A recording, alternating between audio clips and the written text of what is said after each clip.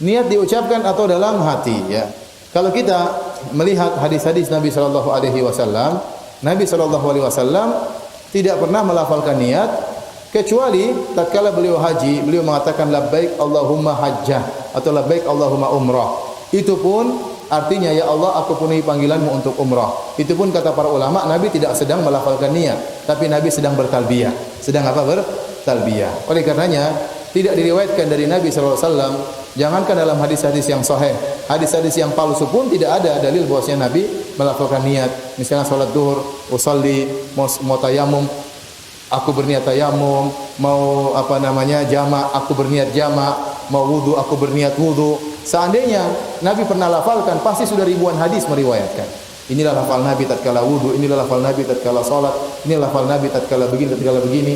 Ternyata Nabi tidak pernah diriwayatkan melafalkan niat. Demikian juga para sahabat yang ribuan, mereka juga tidak pernah diriwayatkan melafalkan niat. Lantas pelafalan datang dari mana? Kalau kita telusuri dalam buku-buku fikih, pelafalan niat itu datang dalam buku-buku mazhab Syafi'i, terutama mazhab Syafi'i yang mutaakhirin, yang belakangan. Mereka mengatakan yustahabbu, dianjurkan, bukan disunahkan. Karena kalau dikatakan yusannu, disunahkan, berarti datang dari Nabi.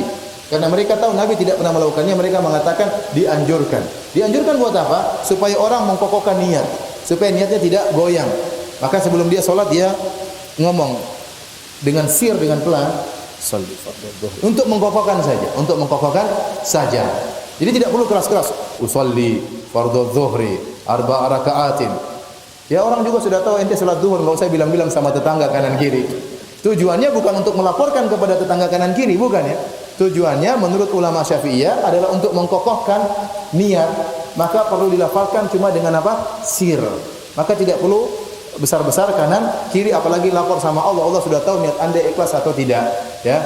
Tetapi itu tujuannya adalah untuk mengkokohkan dalam apa yang kita niatkan. Itu pendapat ulama Syafi'iyah yang belakangan. Tapi Allah alam bisawab, pendapat yang lebih benar tidak perlu. Tidak perlu, karena Nabi bersabda wa khairul huda huda Muhammadin. Sebaik-baik petunjuk adalah petunjuk Nabi.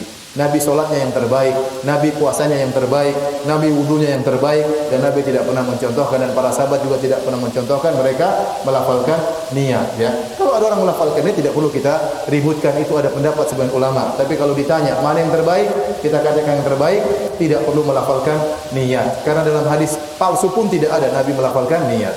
Apalagi dikhawatirkan ada was-was. Ini itu terjadi. Orang mau salat dia was-was. Sholli Allah, enggak jadi lagi. Banyak gitu kejadian gitu. Di samping saya gelisah ulang-ulang, kasihan. Nanti diganggu setan, qul a'udzu birabbin nas, malikin nas, ilahin nas. Jadi akhirnya seakan-akan nanti begitu imamnya mau rukuk langsung dia mantap, Allahu akbar. Takut ketinggalan rukuk. Jadi terkadang sampai timbul was-was. Tapi saya katakan, kalaupun Anda mengikuti mazhab Syafi'iyah melafalkan niat, maka tidak perlu keras-keras.